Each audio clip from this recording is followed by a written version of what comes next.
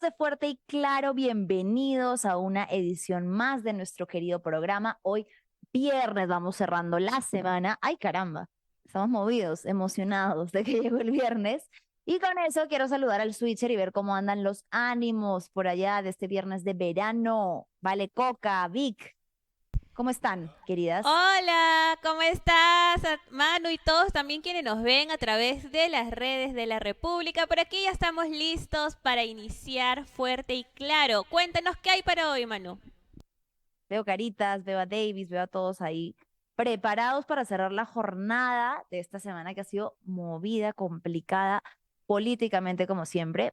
Hoy quiero empezar hablando de un tema un poco distinto, ¿vale?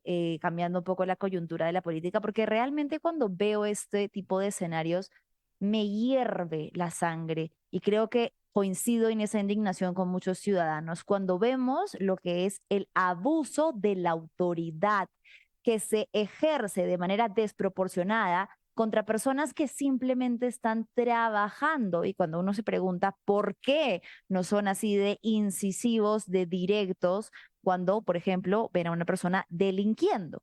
Ha salido a la luz un nuevo video de abuso de autoridad de parte de Serenazgo, policía y fiscalizadores, tres instituciones distintas con una cantidad de personal para disminuir, para retener, mejor dicho, a un trabajador, a un vendedor de helados que estaba vendiendo la mercancía en la playa, en el distrito de Barranco. Vamos a ver el video para luego poder comentarlo juntos.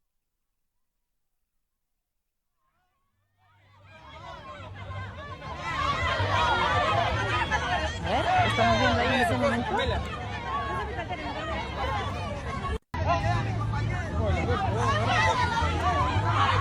Sí, a ver, tengo un pequeño delay con la pantalla, no estoy viendo. Estamos viendo el video. Bien. Bueno, lo que estamos viendo ahí en las imágenes, ahora sí lo estoy viendo. Como pueden ver entonces, lo agarra del cuello. El pobre hombre se está ahogando. No puede respirar.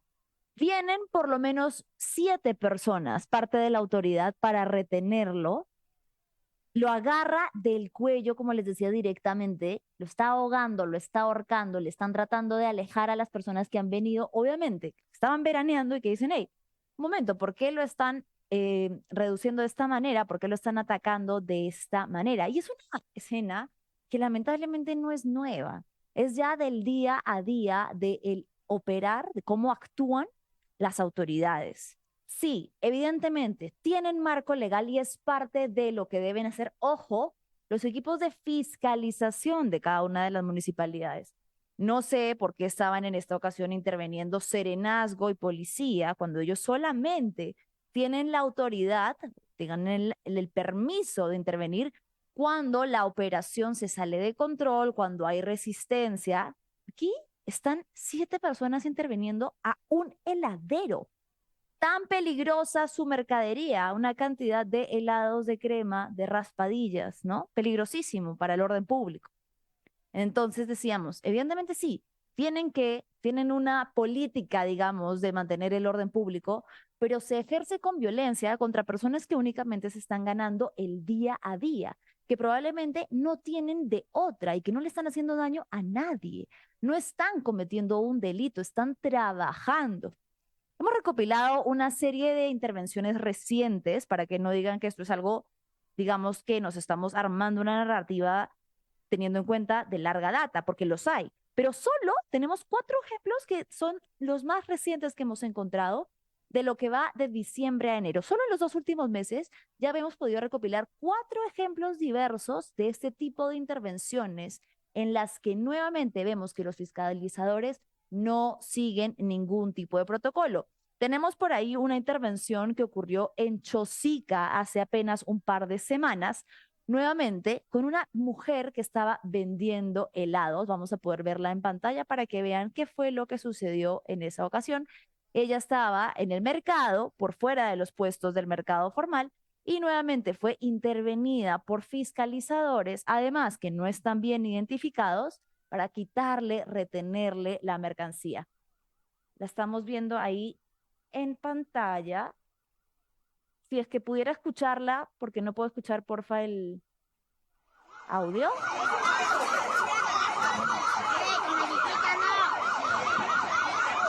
Bien, entonces lo que estamos viendo es a las dos mujeres que son las vendedoras de helados y la cantidad de personal de fiscalización de Chosica que van además como si fuesen armados para la guerra, con sus escudos, con sus chalecos, con los cascos protectores. ¿Y qué tipo de defensa tienen estas dos mujeres, que además son dos mujeres adultas mayores que solamente están vendiendo helados y que de pronto son intervenidas con violencia por estos fiscalizadores que les arrebatan la mercancía y que en muchas ocasiones, como hemos visto antes, incluso las golpean para disminuirlas, ¿no? Porque obviamente, si tú estás vendiendo, si no estás haciendo nada, y de pronto vienen prácticamente a robarte, porque es lo que hacen muchas veces los fiscalizadores, a quitarte las cosas, no a decomisarte, no a seguir un protocolo, sino de pronto a jalonearte, a quitarte la mercancía, pues tú respondes, reaccionas. Y lo que suele pasar entonces es que ellos justifican esta como resistencia a la autoridad para actuar de manera indebida. ¿Qué pasó en Año Nuevo en una de las calles de Lima? Muchas personas que están en necesidad y que forman parte del 70% de población informal salieron a las calles a vender lo que puedan vender, sobre todo en el marco de estas fiestas o de estas ocasiones especiales, como lo son Navidad y Año Nuevo, ¿no? Una señora, una adulta bastante mayor, salió a vender flores amarillas para el ritual de Año Nuevo. ¿Qué pasó?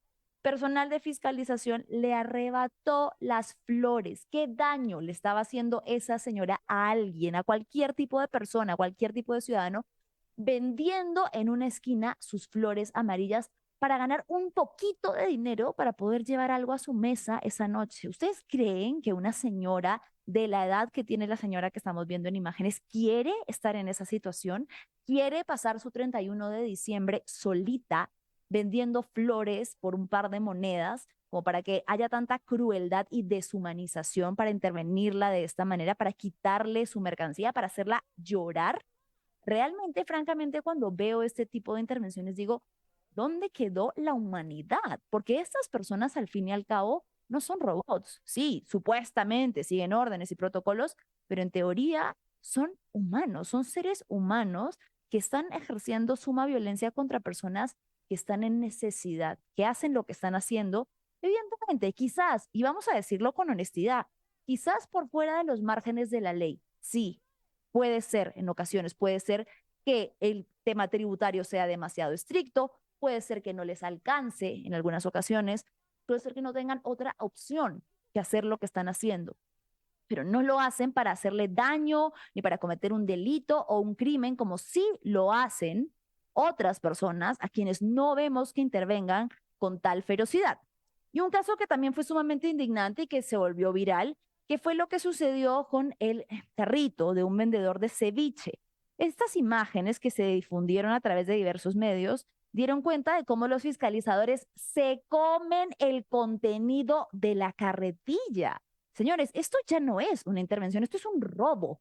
Están robándose la mercancía de una persona que sale a trabajar para ganarse el día a día y luego, cuando ya la tenían en el camión, se empiezan a comer todo lo que este señor tenía para vender en el día. Eso es miserable, sumamente miserable.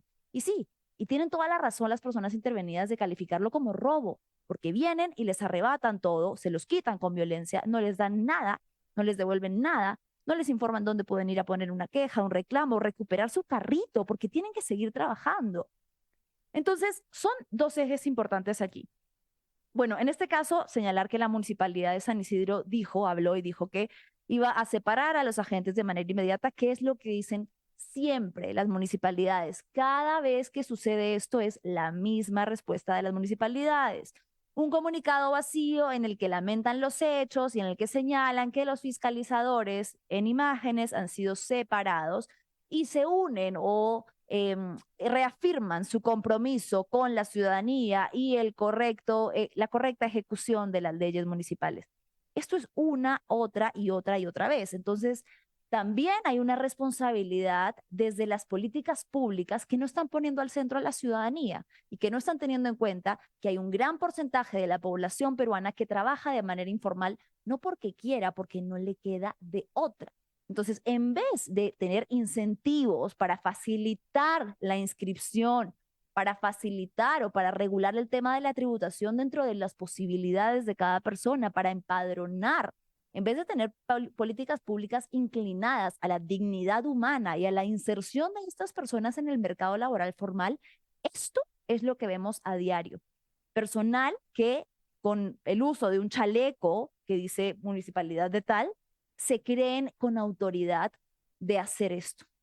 Esto es violento, es sumamente cruel y es condenable.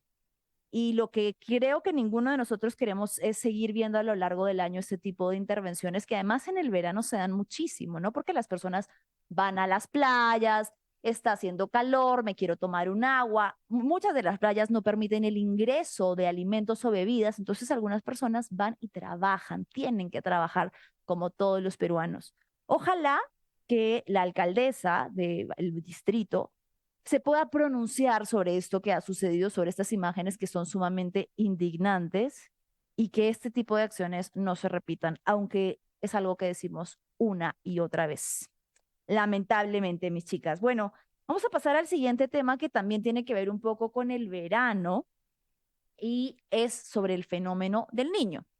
Vale, hemos estado viendo una serie de videos que empiezan a salir y esto es un déjà vu, es un patrón que se repite año tras año. En este lapso de tiempo, entre más o menos quincena de enero a quincena de febrero, empezamos a ver una y otra vez los videos de lluvias intensas, de huaicos y las consecuencias que eso empieza a tener, sobre todo en el norte. Cuéntanos un poco qué es lo que han podido mapear tú y Vic en imágenes sobre lo que viene sucediendo en el norte del país ante lo que ya es la inminente llegada, como según han señalado, de un nuevo fenómeno del niño.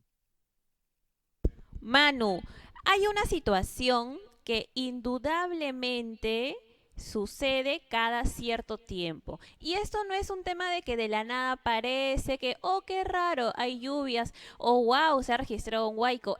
Las autoridades deben de conocer, deben de saber que cada cierto tiempo aquí en Perú hay temporada de lluvias que termina en huaicos. Hay ríos que se sabe que producto de las lluvias terminan desbordándose. Entonces, yo hago la siguiente pregunta. ¿Por qué cada cierto tiempo los periodistas tenemos que registrar como si fuera nuevo que hay población afectada por las lluvias? ¿Por qué? Porque las autoridades no toman las medidas correspondientes para prevenir esta situación. Así es lo que pasa año tras año. En el Perú, generalmente las autoridades regionales y tienen la misma reacción que no tiene como centro la prevención. Es una reacción que responde ante la emergencia. A veces son las regionales, pero a veces también hemos visto a gobernadores regionales pidiendo ayuda al gobierno central y al poder ejecutivo para poder obtener recursos. Pero queda siempre la duda, ¿no? Porque a veces vemos que sí, se envían los recursos, no son bien utilizados o, como en casos como el que vamos a ver a continuación, la plata se tira al agua. Quiero hablarte de un caso específico de lo que ha pasado en el puente Pedregal de Santa Rosa. Este es un puente que no tenía ni siquiera un mes de inaugurado. Inauguración en diciembre del 2025. Hace nada, estamos apenas quincena de enero.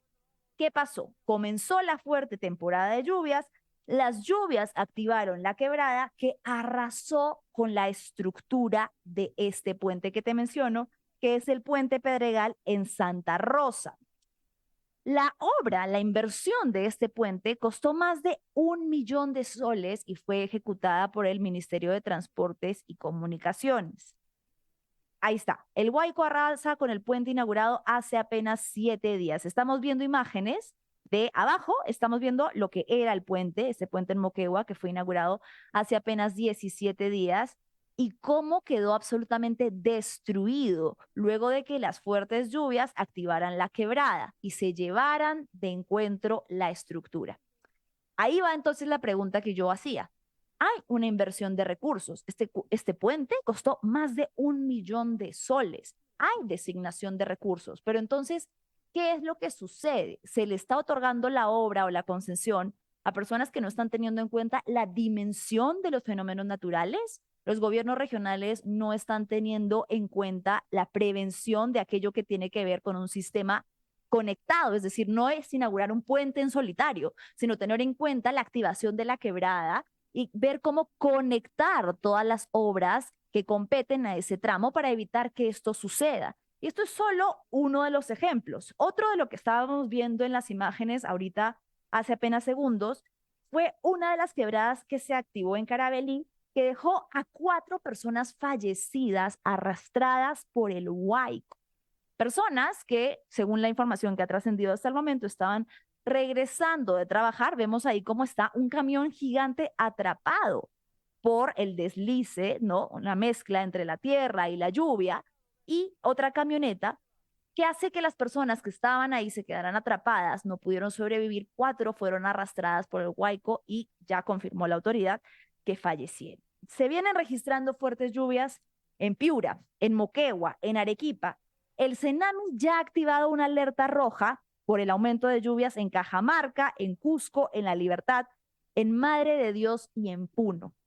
Esto, en realidad, se trata de fenómenos, de un fenómeno natural. Es decir, ya no podemos estar hablando de que ahorita sea una emergencia, porque hay una diferencia que hacer y ya no la va a explicar en breves instantes nuestro invitado, pero hay una diferencia entre aquello que sucede como una emergencia natural y aquello que se da año tras año como un fenómeno natural del que las autoridades ya tienen conocimiento y por ende debería haber una política que se centre en la prevención de lo que pasa año tras año, que miles de personas que están ubicadas en lugares peligrosos y que no pueden moverse a otros lugares probablemente se vean afectadas, que se pierdan viviendas, que se pierdan negocios, que se pierdan animales, que se pierdan vidas humanas y que haya destrozos de esta magnitud por algo que podría prevenirse. Vamos a ir brevemente con algunos comentarios de las personas que están acompañándonos hoy aquí en Fuerte y Claro y que por supuesto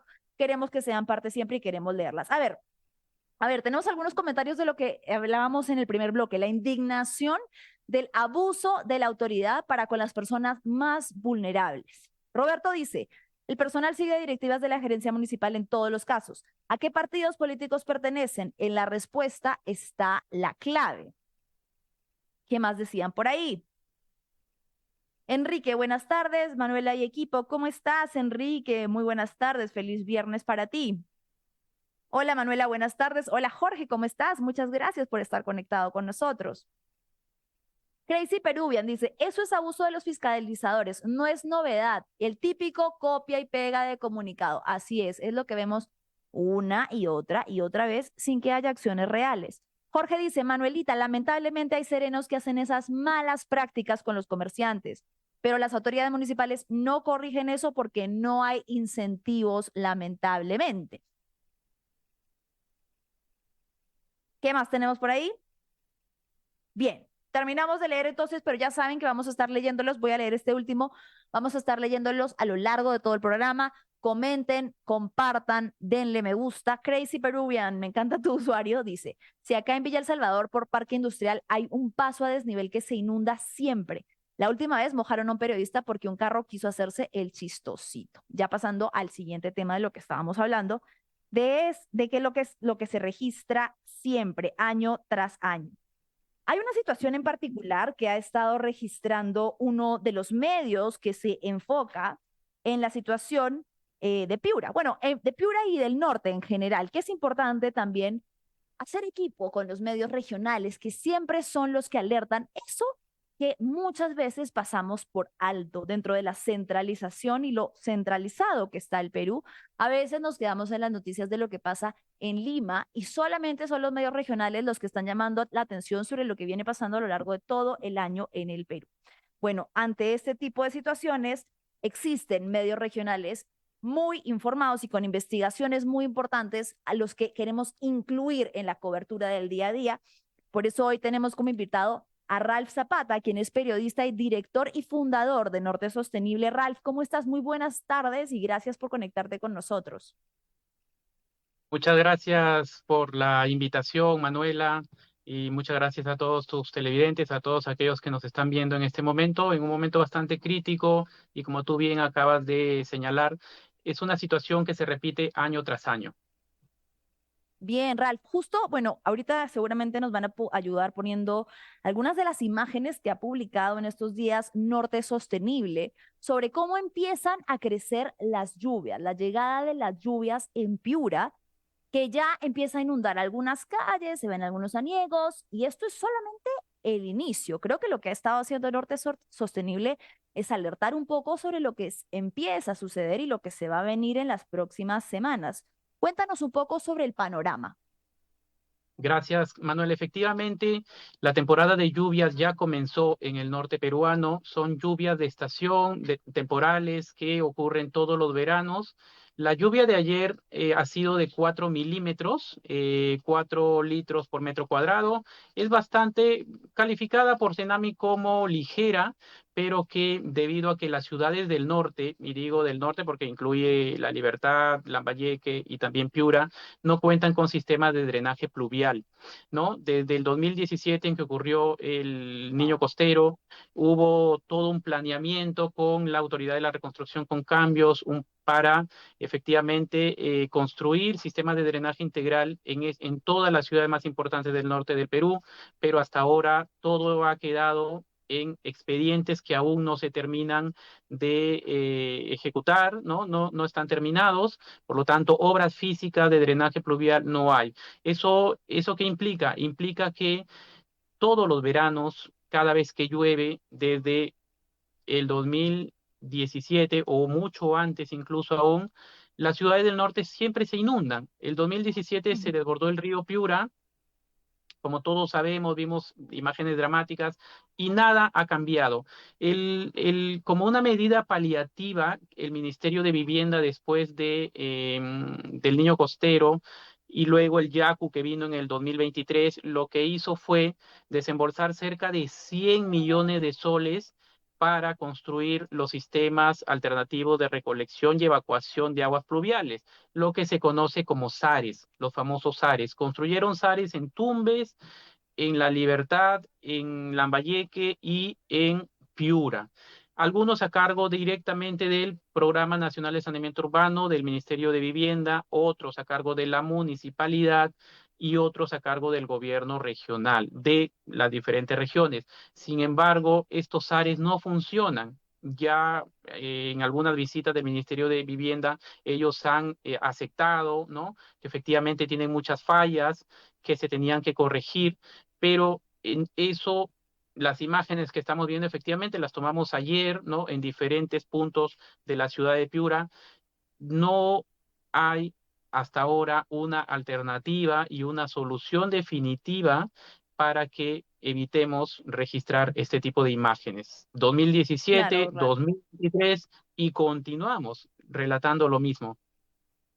Sí, creo que es importante lo que mencionas porque a veces quizás incluso puede parecer sencillo, ¿no? Hay personas que dicen, bueno, pero entonces si todos los años llueve, ¿por qué no se hace nada en cuanto a infraestructura de la ciudad? Creo que puede partir de lo que tú decías, una serie de sistemas que operan como una clase de rejillas que se colocan para que esta cantidad de lluvia no se acumule, no se empose en la ciudad y no se vean imágenes como esta. Porque claro, es una ciudad que todos los años, digamos, uno concibe, la mayoría de personas concibe a Piura y el norte como una región calurosa, ¿no? Pero tiene todos los años esto, tiene lluvias mucho más intensas de las que hay en Lima, y una ciudad que no está preparada, que no tiene sistemas en los que este tipo de rejillas fluviales puedan hacer que el agua no se quede en las calles ocasionando imágenes como estas. ¿Qué tan difícil, me pregunto yo, quizás incluso desde la ignorancia, puede ser implementar un sistema como este cuando ya sabes que esto pasa siempre? Efectivamente, es lo que nos preguntamos todos los ciudadanos que vivimos en el norte y que padecemos todos los años los efectos de las lluvias. Se conoce la solución del Plan Integral del Río Piura, te cuento, se conoce desde por lo menos el año 2010 o incluso un poco antes. He conversado con especialistas que han participado de los estudios preliminares del manejo integral del río Piura, pero lamentablemente por cuestiones políticas, ¿no? Por cambios de gobierno, no se ha podido implementar y no se ha terminado de concretar este plan integral del río Piura. Ahora, la Autoridad Nacional de Infraestructura, que es la que toma a cargo todos los proyectos que deja la desaparecida Autoridad de la Reconstrucción con Cambios, ha señalado que probablemente a partir del 2027, o sea, el próximo año, recién se terminen algunos estudios de drenaje integral y que hacia el 2030, ojalá, y que en este país donde se paralizan casi todas las obras, se podría contar con sistemas de drenaje definitivo. Ahora, una cosa que es muy importante, Manuela, es que hoy día el CENAMI ya cambió el estado de alerta, el ENFEN ya cambió el estado de alerta del niño. Estábamos que no iba a haber niño y se ha pasado a un estado de vigilancia por un posible niño débil. Los modelos Sí. europeos y norteamericanos ya señalan, desde el mes pasado vienen señalando que desde abril, mayo y con mucha seguridad a partir del segundo semestre de este año vamos a tener un niño. Entonces, en ese contexto es importante, ¿no? Resaltar, contar lo que está ocurriendo en el norte. Y una cosa que es importante también, Manuela, y que no se ha publicado muchísimo en los medios de comunicación, sobre todo en Lima, pero que sí se conoce mucho en el norte, es lo que está pasando con el centro de Piura. En el centro de Piura se viene ejecutando una obra millonaria, por eso Piura está bombardeada. Hace unos días que vinieron algunos candidatos presidenciales, han dicho que les apena cómo está Piura porque está destruida totalmente, no hay por dónde circular, llena de polvo, pistas rotas. Esa obra cuesta más de 110 millones de soles y es de cambio de pistas, veredas y drenaje pluvial de todo el centro de Piura. Pero aquí lo que denuncian colectivos ciudadanos, especialistas y mucha población es el hecho de que la empresa a cargo de estos trabajos no tiene experiencia, no ha construido ningún solo sistema de drenaje pluvial en todo el Perú. La contratista se llama Hoover Sachs.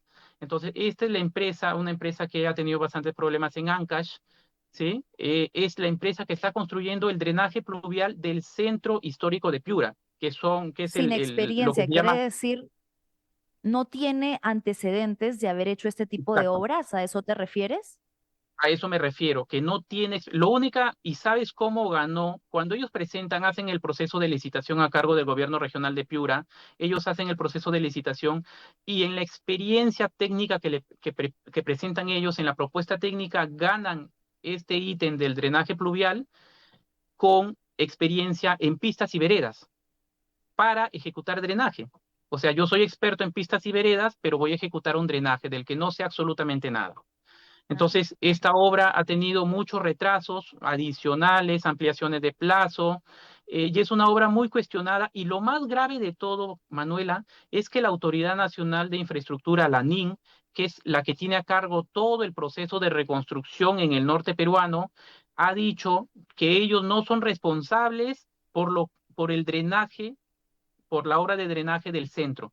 Es decir, han dicho que ellos se desvinculan de esa obra, no la tienen a cargo, la tiene a cargo el gobierno regional. Lo que pase, si queda bien, queda mal, si nos inundamos, todo lo que ocurra es responsabilidad exclusiva del gobierno regional y no de la Autoridad Nacional de Infraestructura. Y eso es bastante grave para todos los peruanos, porque estamos en manos de una empresa sin experiencia, en plena época de lluvias, no sabemos qué va a pasar.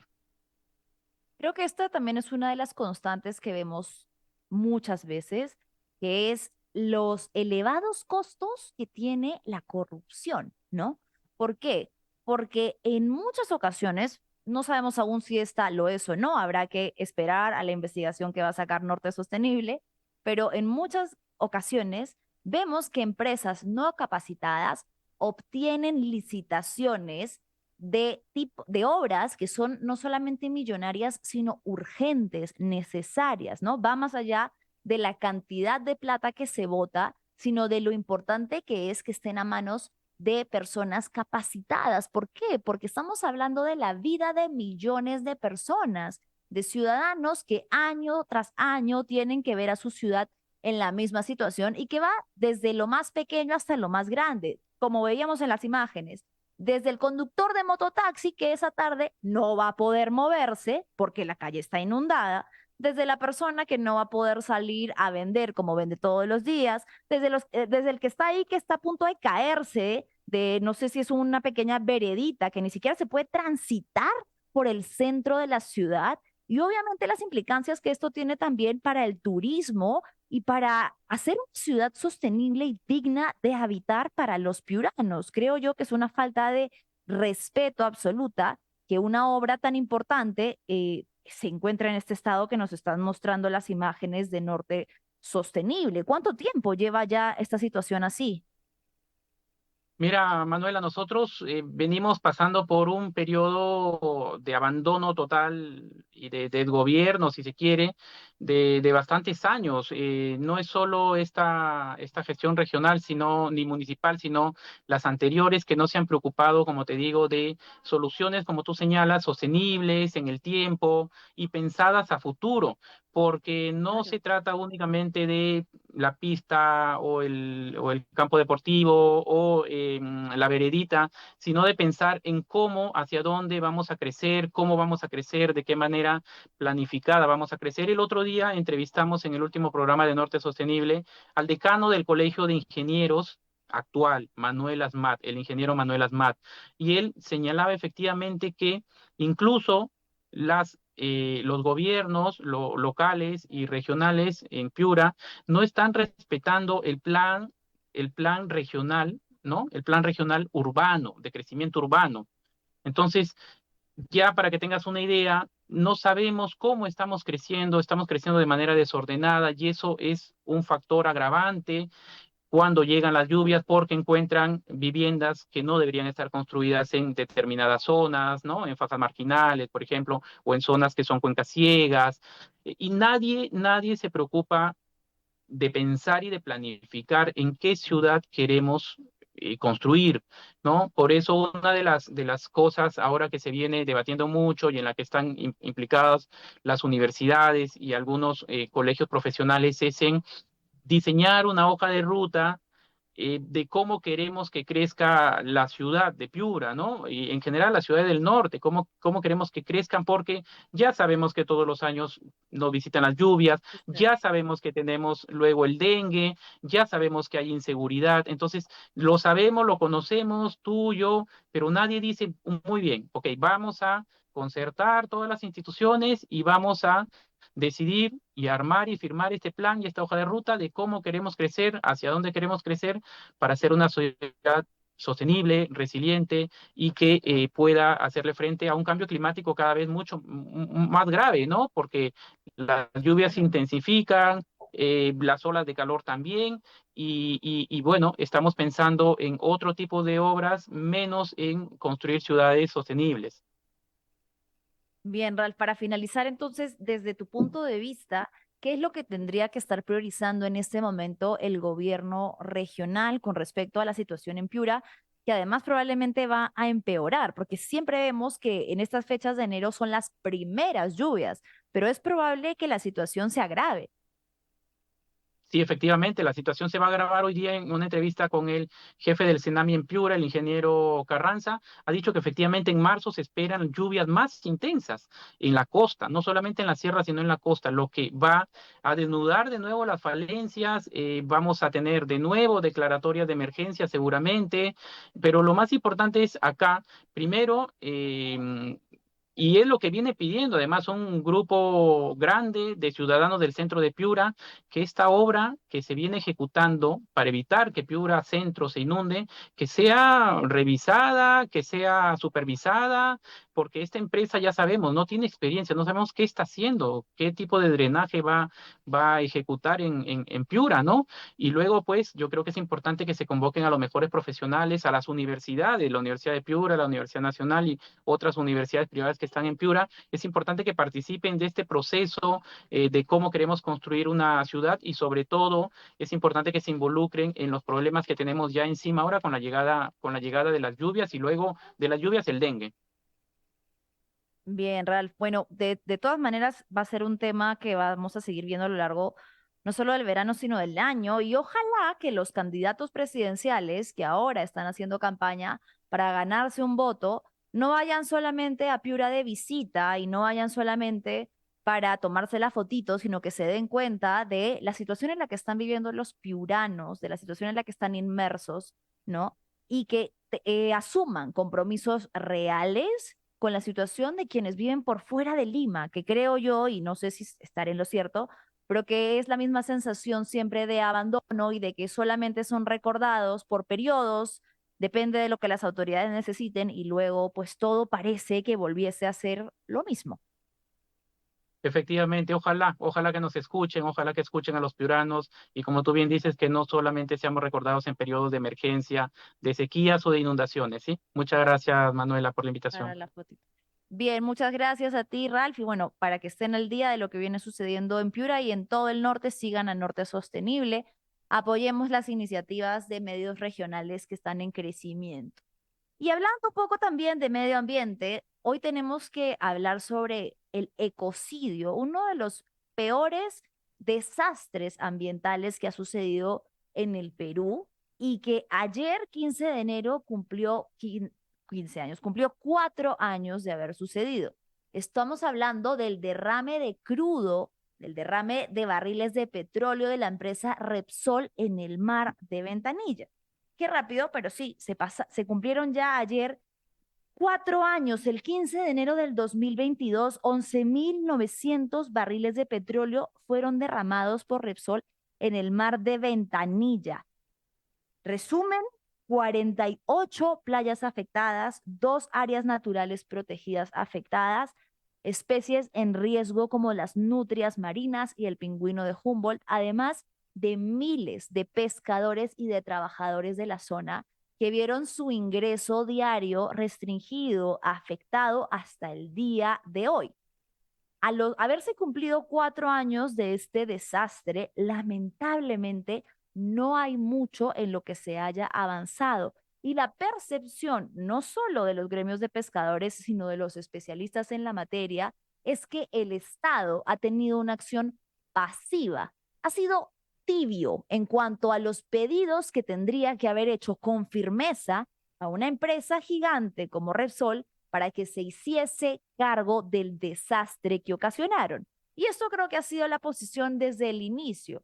Nunca han querido enfrentar directamente o entrar a confrontación de exigir una reparación real, inmediata y oportuna para las familias que vieron su ingreso diario afectado, no solamente ellos, sino parece que no tuvieran en cuenta el recurso enorme que es el mar, las especies que habitan en él y el daño que se le ha hecho al Perú, a los recursos del Perú. Hoy tenemos conectado a Alejandro Chirinos, quien es vocero de Cooperación, especialista en temas marinos costeros y quien ha estado viendo de cerca este tema y vamos a conversar con él un poco sobre cuál es este balance que se puede hacer habiendo pasado ya 4 años del desastre. Alejandro, ¿cómo estás? Muy buenas tardes. Muy buenas tardes, muchas gracias por la invitación. Bien, Alejandro, lamentablemente yo estaba leyendo ayer un poco el informe que habían hecho entre Cooperación y otra serie de organizaciones que están siguiendo el tema y no es muy favorable el resultado, el balance, el diagnóstico de aquello que se ha avanzado. ¿Cuál es la situación de la reparación prometida por Repsol habiéndose cumplido ya tanto tiempo?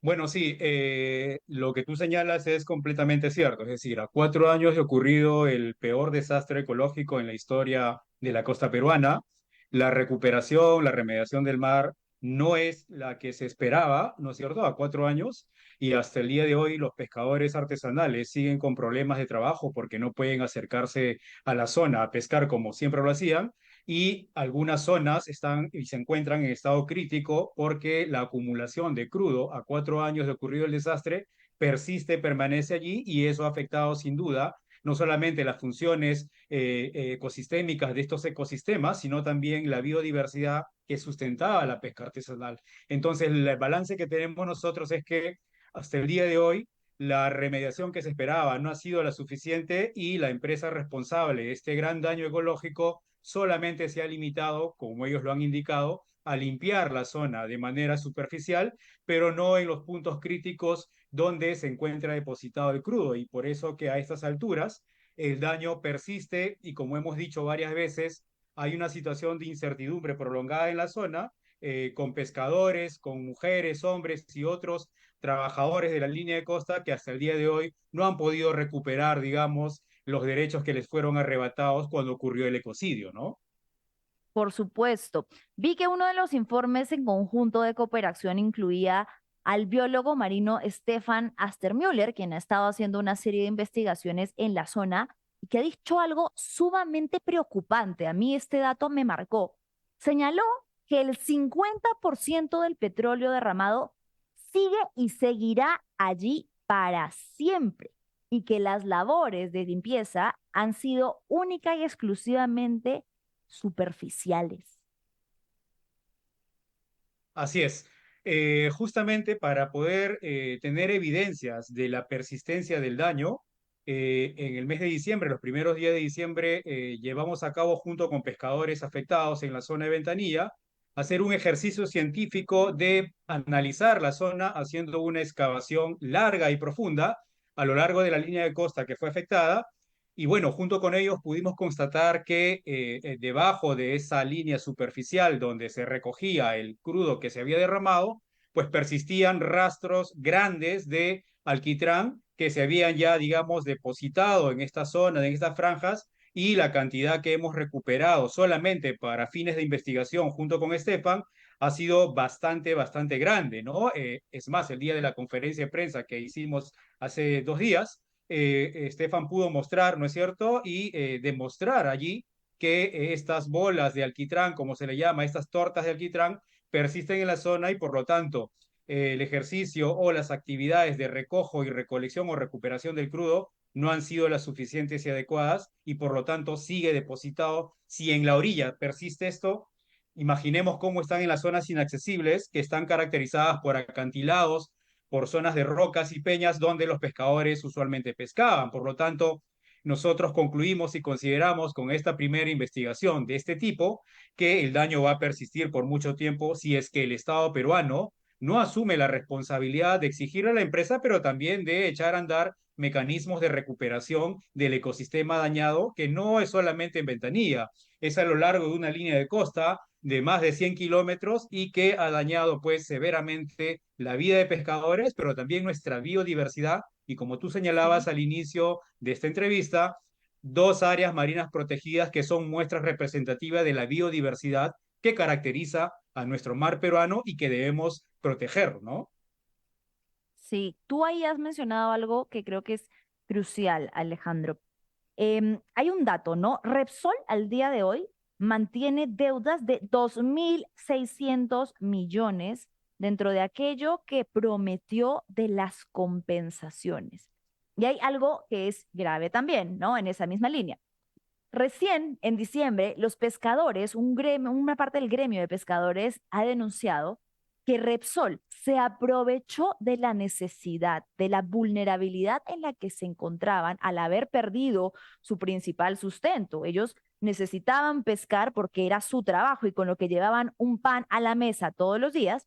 Y lo que han hecho ahora es presentado una demanda constitucional por vulneración a sus derechos humanos en las que están pidiendo la nulidad de los acuerdos. Yo lo leía y me preguntaba qué tan posible será esto o cómo ves tú que va a ser el proceso. Es decir, lo que quieren es que estos acuerdos, que ni siquiera se han cumplido, tengo entendido, porque no ha habido la reparación económica, se anulen y que haya, no sé, una renegociación en la que el Estado intervenga. Bueno, sí, como bien señalas, los compañeros han presentado esta demanda constitucional por las razones que has expuesto y nosotros lo que vemos es que por las dificultades que tiene el sistema judicial, el proceso está yendo muy lento, ¿no? Recordemos que en septiembre, hace unos meses, cambiaron al fiscal, lo destituyeron al fiscal que llevaba adelante este caso porque habían ejecutado un principio de oportunidad, habían aprobado un principio de oportunidad en el que se planteaba la reparación y todo ello respecto al daño bajo la figura del delito culposo y no de dolo, ¿no es cierto? La figura dolosa, digamos, por el daño ocasionado y que tiene que ver principalmente con la irresponsabilidad para no haber contenido y haber atendido adecuadamente el daño ocasionado. Nosotros creemos, en conversaciones con los pescadores, que esto podría demorar mucho tiempo por justamente las dificultades de la institucionalidad por las que atraviesa en este momento el país. Y los pescadores Sí. tienen muy claro el objetivo de lograr que esto se pueda revertir, porque sin duda sus derechos que han sido afectados, las compensaciones que ellos recibieron durante el primer año, no ha sido de la misma manera para el tercer y cuarto año de afectación, ¿no? Y en este momento ellos no están pescando oficialmente en la zona porque el Estado no ha emitido ningún informe que indique que el mar está en mejores condiciones para volver a la pesca. Entonces, la situación de incertidumbre es permanente, no se sabe cómo va a acabar, pero los pescadores siguen detrás de esta lucha porque consideran que esos derechos que le han sido lesionados tienen que ser resarcidos con una empresa y también el dueño del buque, la empresa dueña del buque, hacerse responsables por el daño ocasionado en la zona, ¿no? ¿Y qué pasa con el Estado, Alejandro? Porque la percepción es que son las organizaciones independientes como ustedes, desde Cooperación, Oceana, una serie de entidades autónomas, las que hacen seguimiento al caso, mientras que el Estado mutis, o sea, su postura ante algo que es un crimen, un atentado contra el Estado peruano y sus recursos, ha pasado para ellos como si hubiese sido cualquier cosa. Sí, efectivamente. Lo que nosotros notamos en todo momento fue, digamos, primero una desarticulación tremenda del Estado peruano para atender esta situación, ¿no? Habían varios órganos que estaban involucrados en un desastre de este tipo y la desarticulación desde el primer día fue evidente, ¿no? En segundo lugar, creemos nosotros que la situación de crisis política no ha ayudado tampoco a que este ecocidio, este atentado, tenga una salida favorable tanto para el Estado como para las personas afectadas. Una crisis Claro. política que es prolongada y que se ha caracterizado principalmente en el deterioro de una institucionalidad que debió ser robusta para poder atender esta situación. El Estado debió exigirle a la empresa, ¿no? Desde el primer momento, que eche a andar la contingencia, los mecanismos y estrategias de contingencia, pero esto no ocurrió y hemos visto a lo largo de estos 4 años que el Estado no ha tenido la robustez para poder exigir que la reversión del daño ocurra de manera inmediata y sobre todo que se aplique las medidas correctivas necesarias para poder reducir el tiempo de recuperación. No es posible que el Estado no pueda tener la contundencia para exigirle a la empresa, cuando presentado los planes de rehabilitación, las medidas necesarias para poder remediar el mar. Lo que plantean los planes de rehabilitación es básicamente que el mar se va a recuperar solo y que vamos a seguir haciendo faenas de limpieza superficial cada vez pues que el mar mueva y el crudo salga a la superficie. Bueno, el Estado ha tenido que ya casi 2 años y medio, digamos, de haber revisado y haberle dicho, no, tus planes de rehabilitación que nos has propuesto no están aprobados, exigir y ser más duro, ¿no es cierto?, para que la empresa eche a andar los mecanismos de reparación y de rehabilitación del ecosistema. Entonces, tenemos como corolario, como conclusión, a un Estado que no ha podido tener esa capacidad de exigir a la empresa, pero por otro lado también una serie de irregularidades justamente con este tema de la fiscalía y que lesionan, prolongan la lesión a los derechos, no solamente del Estado, del ecosistema, sino de las comunidades que fueron afectadas y expulsadas de las zonas, porque recordemos que según el padrón oficial fueron 10.500 familias o personas afectadas, pero en el universo la afectación fue mucho mayor, son 10.500 personas que fueron empadronadas porque pudieron acreditar que pertenecían formalmente a una organización. Y sabemos que en el Claro. Perú nuestros niveles de informalidad determinan una cantidad mayor de trabajadores en la costa que no necesariamente están organizados o afiliados a alguna asociación. Entonces, vemos allí que hay una afectación silenciosa, ¿no es cierto?, a 4 años del desastre y que hasta el día de hoy no hay ninguna mayor responsabilidad para poder revertir una situación tan negativa para el Perú y para los ciudadanos peruanos que fueron afectados, ¿no? Muchos de estos pescadores, Alejandro, leía yo, han tenido que migrar, han tenido que irse, dejar su comunidad, su vivienda, porque simplemente donde pescaban ya no se puede pescar. Así es. Nosotros pudimos hacer el acompañamiento todo este tiempo y lo que hemos encontrado es esto que hemos denominado una suerte de expulsión silenciosa de dos características. Primero, de manera ocupacional, hay mucha gente que ha tenido que dejar la pesca para dedicarse a otras actividades en el mundo de la informalidad, como el transporte, la construcción, el reciclaje, el trabajo en la agricultura, en fin, en condiciones precarias. Y hay otro grupo que ha tenido que dejar la zona de pesca y se han ido a otros lados ya a vivir porque simplemente no habían oportunidades para proseguir. Entonces consideramos que desde ese punto de vista la afectación ha sido severa y hasta el día de hoy esta suerte no solamente de incertidumbre, sino de daño silencioso persiste y el Estado no ha podido hasta el día de hoy exigir y echar a andar alguna estrategia, algún programa que permita a la gente tener alternativas económicas que les permita sustituir momentáneamente la afectación. Recordemos otra cosa que es importante. En la zona de entre Ventanilla y Punta Salinas, que llega hasta Huacho, esta zona, por sus características geográficas, constituye un corredor fundamental para la pesca artesanal de orilla, es decir, la pesca artesanal que no utiliza embarcación y que es la más numerosa para poder generar el empleo que ocurre, digamos, por la actividad pesquera. Claro. Resulta que hasta el día de hoy, esta zona tiene puntos críticos que eran zonas de desove y no se ha logrado recuperar y por lo tanto los pescadores que allí trabajaban se han ido y ahí hay una cosa muy particular. Hay pescadores que son de tercera, cuarta generación, es decir, pescadores artesanales que toda su vida, desde sus abuelos, se han dedicado a la actividad pesquera y no quieren hacer otra cosa que pescar. Son gente experta en la pesca, que conocen muy bien el ecosistema. Esa gente es la que está peleando hasta el día de hoy para volver al mar, porque solamente dependía de la pesca. Otros se han adaptado y han salido. Ha habido una migración, una expulsión de esas características, pero persiste un grupo de gente que toda su vida se ha dedicado desde que eran niños a la pesca artesanal, ¿no es cierto? Porque les brindaba las condiciones. Bueno, ese daño persiste allí y ellos quieren recuperar, ¿no es cierto?, lo que fue suyo y les ha sido arrebatado por este atentado, ¿no? Claro, no, y están en absolutamente todo su derecho de hacerlo. Ojalá que para el Estado el nivel de afectación y de gravedad fuese el mismo. Muchísimas gracias, Alejandro, por haberte conectado un ratito con nosotros. Es lamentable ver que este es el diagnóstico. 4 años es un montón de tiempo. Y creo que hay algo muy importante de lo que has mencionado que termina aplicando a muchos otros ámbitos, ¿no?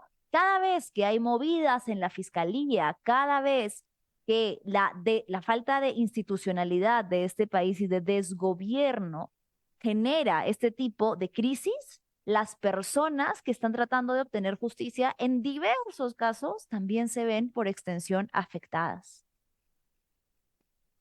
Completamente. Es así, ya es Muchas así. gracias por la Muchísimas invitación. gracias. Ha sido Alejandro Chirinos, vocero de Cooperación, quien se conectó con nosotros esta tarde. Gracias, Alejandro.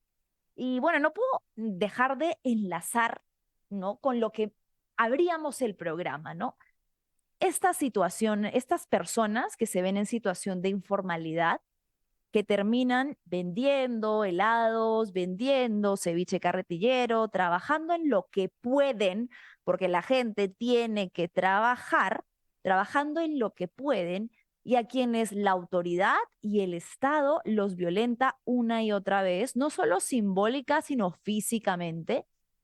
Y este loop eterno, este círculo vicioso que enlaza con lo que mencionaba Alejandro, ¿no?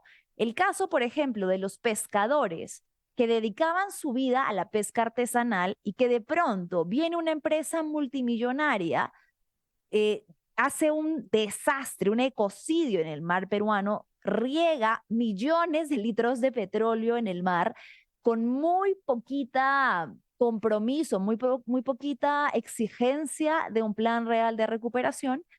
Estos pescadores que se dedicaban a ello, pues entonces tienen que ahora de que dedicarse a otra cosa, ¿verdad? Necesitan seguir llevando el pan para sus familias.